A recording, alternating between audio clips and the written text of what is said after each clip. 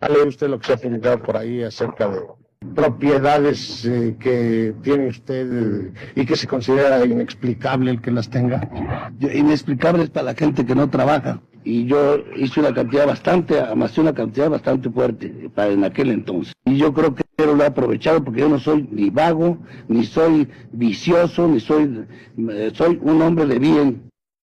El paso del tiempo no le daría la razón a Arturo Durazo Moreno, que muy lejos está de ser recordado precisamente como un hombre de bien. Arturo el Negro Durazo, famoso por ser símbolo de corrupción y violencia, por su gusto por las fiestas, que duraban días y en las que incluía prostitutas que reclutaba de las cárceles. Recordado por sus romances forzados con figuras de la farándula y por su injustificable y enorme fortuna. Él ejemplificó en su persona lo más oscuro del ser humano. Un personaje siniestro que a más de 2 décadas de su muerte aún sigue dando que hablar. Ponte cómodo y acompáñanos a descubrir lo negro del negro.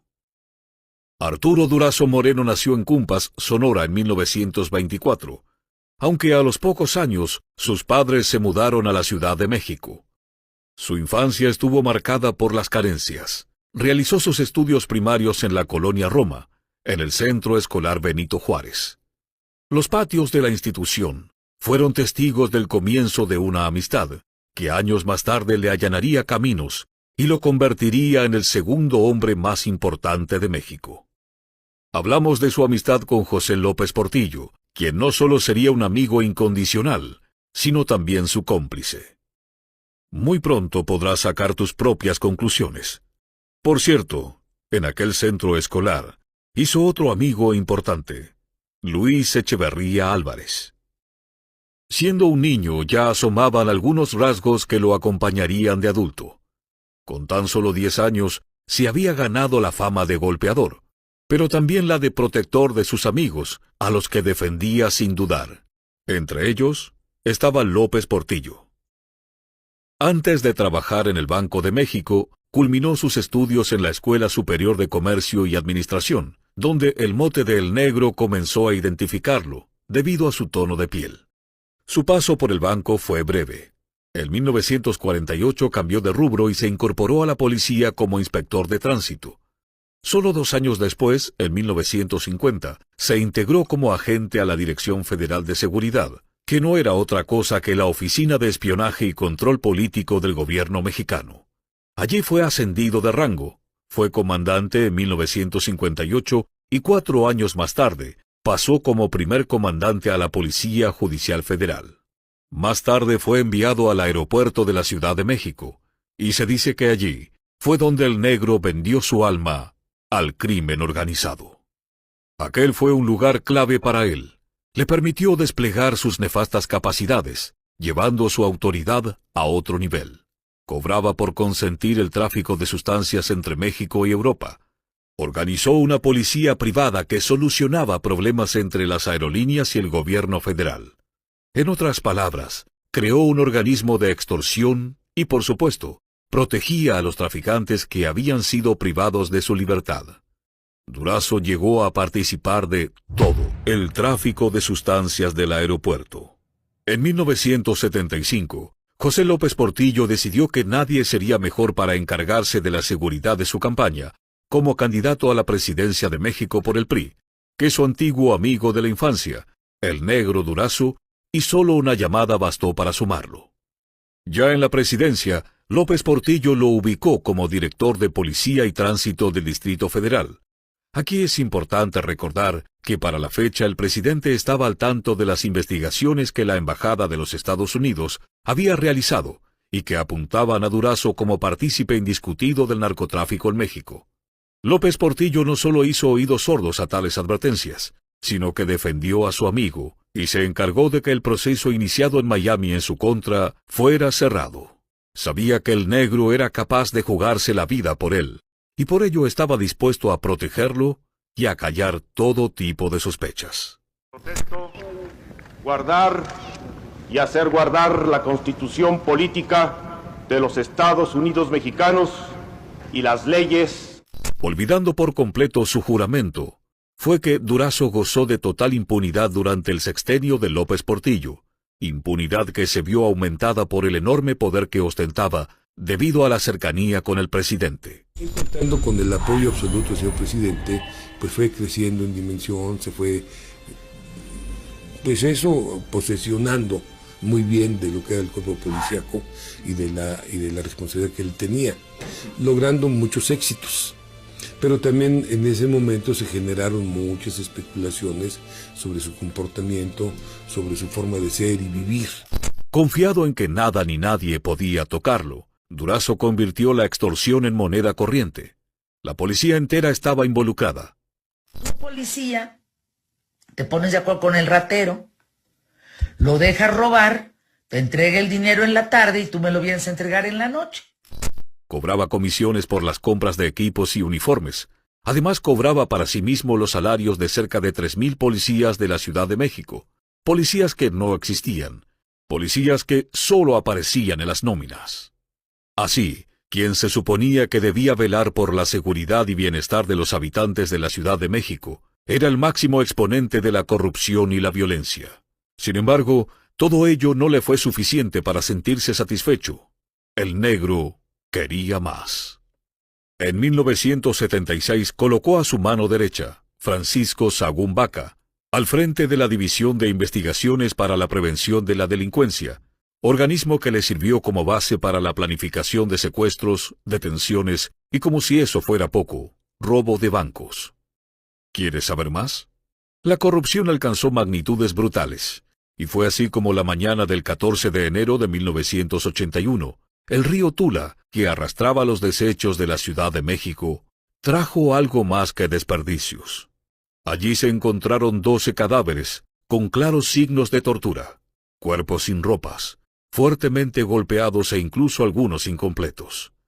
La prensa muy rápidamente señaló a Durazo como el autor intelectual y a su mano derecha, Sagún Baca, como el autor material, de lo que se conoció como la masacre del río Tula.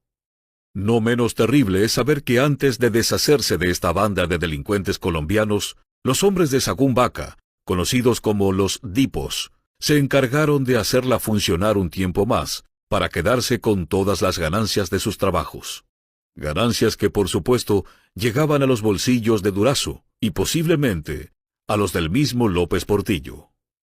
Con una enorme cantidad de dinero en su poder, y con la posibilidad de seguir robando cuanto quisiera, decidió construirse una casa que le hiciese honor. Mandó edificar una mansión en Ajusco, utilizando materiales destinados a obras públicas. Envió a decenas de policías como albañiles para su propio beneficio. La opulenta casa fue adornada con un galgódromo, caballerizas, lagos artificiales y una discoteca privada, a semejanza del Estudio 54 de Nueva York.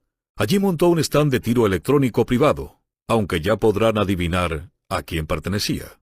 Por supuesto, a la policía. Muy cerca de allí mandó edificar una cabaña en lo alto de la montaña, con lujosos interiores importados desde Suiza a valores irrisorios. Lo curioso es que allí solo se podía acceder a pie o en helicóptero, por lo que podemos imaginar lo que costó su construcción. Aunque claro, nada es costoso cuando es otro quien lo paga. ¿Usted cree que con honradez se puede llegar a ser multimillonario como lo esté? Bueno, multimillonario no lo soy. Soy millonario y siempre lo he dicho. Tengo dinero porque, como todo el mundo, ahorita el que tiene ya 2 o 3 millones de pesos es millonario. Pero sería la bahía de Zihuatanejo el lugar escogido para hacer caso a la idea de su gran amigo Andrés García.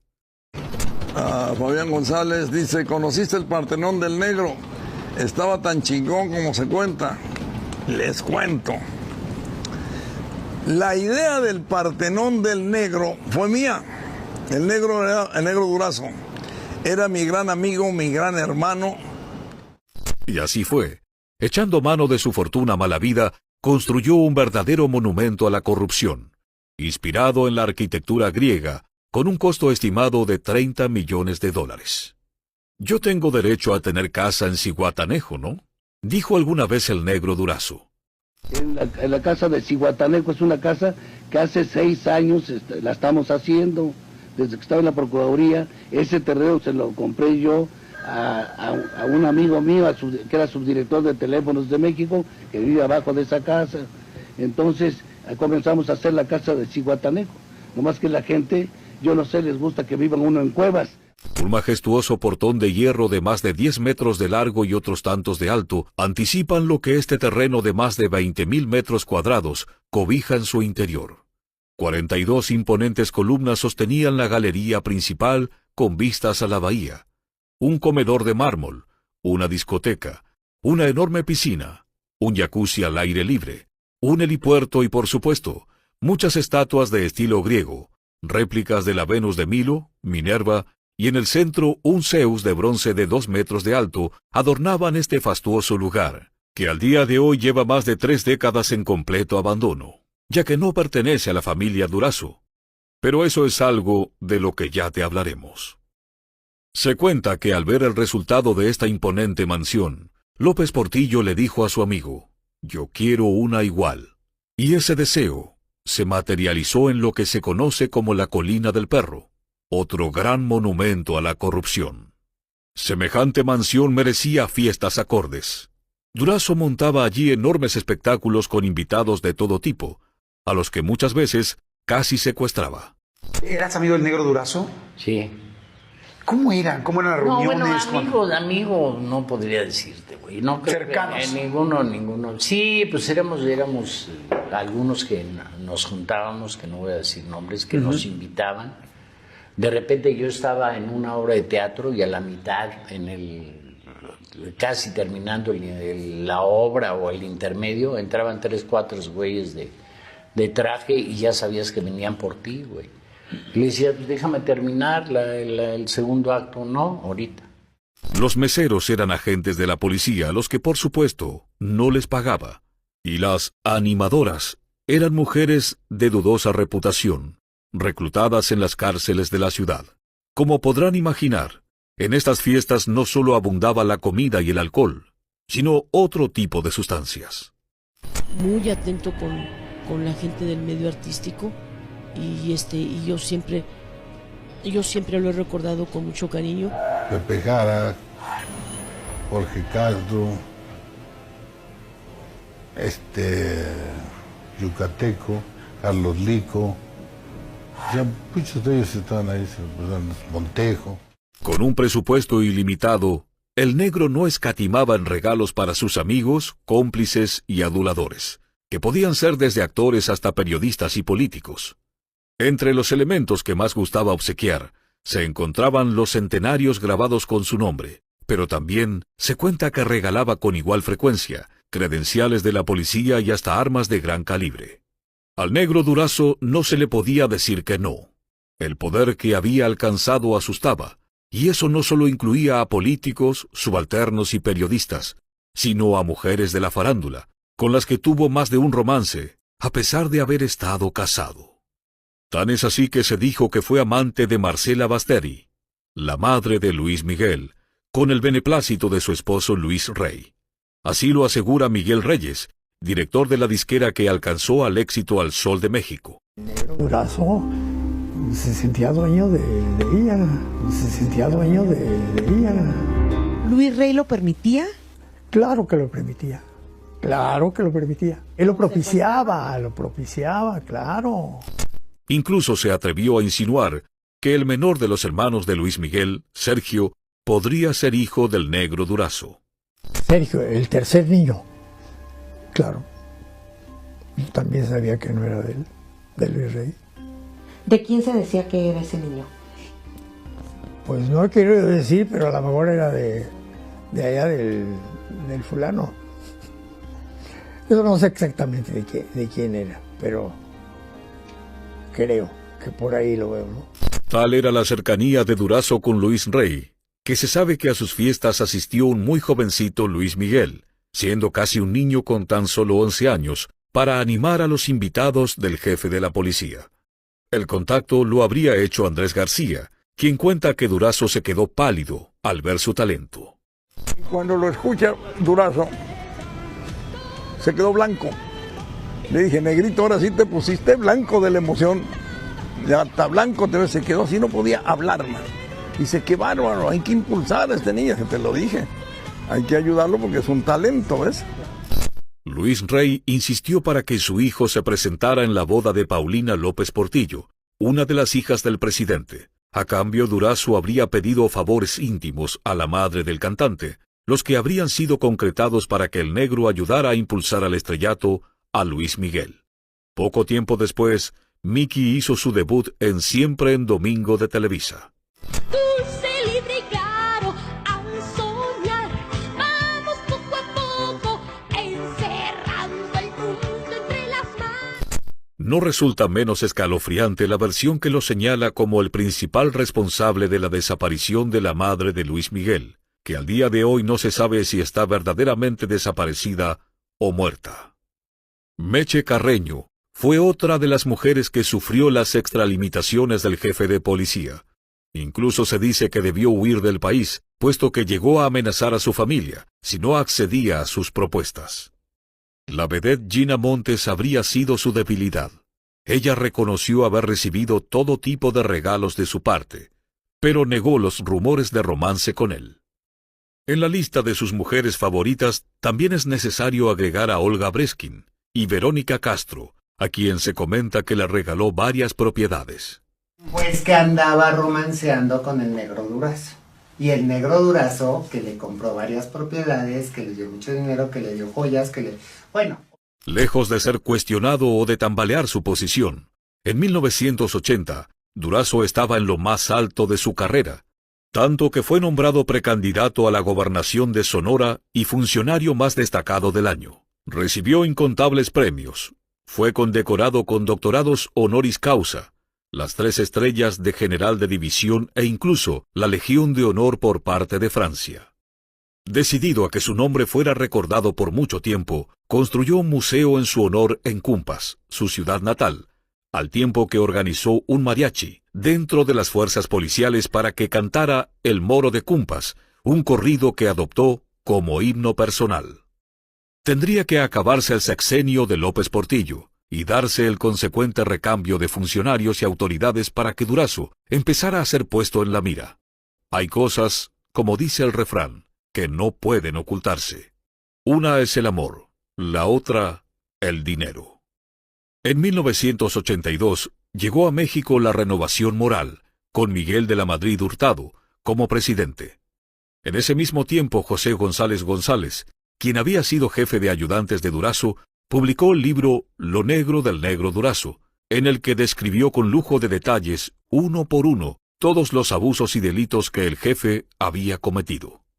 La justicia le pisaba los talones a Durazo, que finalmente en 1984 fue acusado de extorsión, contrabando, acopio de armas y abuso de autoridad. Prófugo de la justicia, el negro escogió Brasil como destino para refugiarse por un tiempo. Se dice que tenía 2 objetivos. El primero, reunirse con el nuevo presidente de México, para obtener su perdón, y si acaso eso fallaba, someterse a una cirugía estética para modificar la apariencia de su rostro, con el propósito de burlar a las autoridades y evitar su captura. Ese era el objetivo. Sí. ¿Y si iba a hacer una cirugía, Arturo, ya? ¿Para qué? ¿Para una cirugía para que no lo reconocieran? Así es. O sea, finalmente iba a cambiar como de identidad. Claro. Sin embargo, ninguna de aquellas estrategias le funcionaron, puesto que fue capturado en el aeropuerto de Puerto Rico por agentes del FBI y afrontó un proceso de extradición a los Estados Unidos. Allí permaneció por 2 años en la cárcel de Los Ángeles, donde debía defender hasta su comida de otros presos. 2 delincuentes, enemigos públicos número 1, compartiendo una celda, en donde la comida había que cuidarse, me decía Arturo entonces, de que lo que uno consumía, en ese caso Arturo, guardaba parte de la comida abajo de la almohada y se ponía de frente para evitar que se la quitaran. La madrugada del 2 de abril de 1986, Durazo descendió cabizbajo las escalinatas del vuelo que lo puso nuevamente en tierra mexicana. ¿Qué piensa de su regreso a México? Yo no puedo hablar, están mis abogados. Ajá. ¿Teme usted por su vida, señor? No, yo no tengo, estoy en México, no puedo temer por mi vida. ¿Es usted inocente, señor? Sí, soy inocente. Perfecto. ¿No quiere agregar algo? Nada, señor. Gracias. Arturo Durazo enfrentó 6 largos años de juicio penal. Tras las rejas del reclusorio Oriente, tuvo obligadamente que dejar atrás su poder y los lujos a los que tanto se había acostumbrado. En ese lugar no era otra cosa que un reo más, y su vida corrió peligro en más de una oportunidad. No debemos olvidar que muchos de esos presos estaban encerrados allí debido a las órdenes de Durazo, mientras fue jefe de la policía. Finalmente lo mejor era encerrarse en su celda. Salía, daba una vuelta, media hora con 8 o 10 custodios y lo volvían a dejar en su celda. Y ya no salió porque lo quisieron matar varias veces.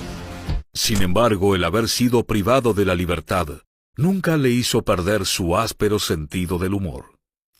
Decía que no lo necesitaba mucho porque él ya se había bronceado desde que nació. Tenía ese sentido del humor. Un día me dice, no le puedo pedir más a la vida, mano. Aquí me tienes en esta celda con vista al mal. Prepotente y engreído, Durazo siempre se declaró inocente. Aunque ni toda la impunidad y el apoyo con los que había contado durante el mandato de López Portillo fueron suficientes para que alguna que otra lágrima cayera de sus ojos al oír la sentencia. Sin embargo, recibió una condena casi invisible frente a la magnitud de las atrocidades que cometió. 12 años de prisión y una indemnización de 112 millones de pesos. Solo 8 años más tarde, Arturo Durazo obtuvo su libertad condicional por buena conducta, falta de pruebas y por los problemas de salud que ya padecía. De la misma manera en que Durazo se enquistó en un sistema corrupto en todos sus estratos y de los que sacó provecho hasta el hartazgo, así, el cáncer de colon hizo lo suyo en su cuerpo, cobrándose su vida el 5 de agosto del año 2000.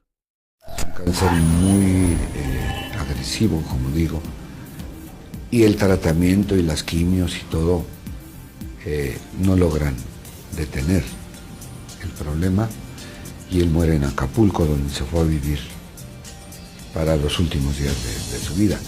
Antes de morir pudo disfrutar de 8 años en libertad, demostrando que quien las hace no siempre las paga. Incluso llegó a ganar un juicio por difamación contra José González González por el libro Lo negro del negro Durazo. Tras su breve condena, no pudo volver a habitar el Partenón debido a que esa propiedad, junto con otras que le pertenecían, habían sido confiscadas. Terminó por instalarse en Guerrero hasta que murió en el puerto de Acapulco. Incondicional hasta la muerte, un deteriorado López Portillo se hizo presente en su funeral para darle el último adiós a un viejo amigo. En 2019, el hijo de Durazo presentó ante la Suprema Corte de Justicia de la Nación un reclamo a nombre de los herederos de su padre y de su madre, para que se revirtiera el fallo que avaló la expropiación del Partenón en 1989.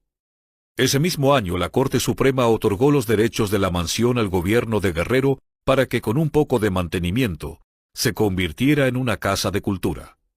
No obstante, hasta la fecha, la mansión sigue en completo estado de abandono. Esto es lo que se sabe con respecto al Partenón. Pero, ¿qué sucedió con la enorme fortuna de $1.000 millones que se dice que reunió durante su vida? Solo Dios lo sabe. ¿Y tú, qué piensas al respecto? Si te gustó esta historia, eres libre de compartirla, y te agradecemos tu like. Si te quedaste con ganas de más, tienes más videos para elegir. Gracias, y hasta la próxima.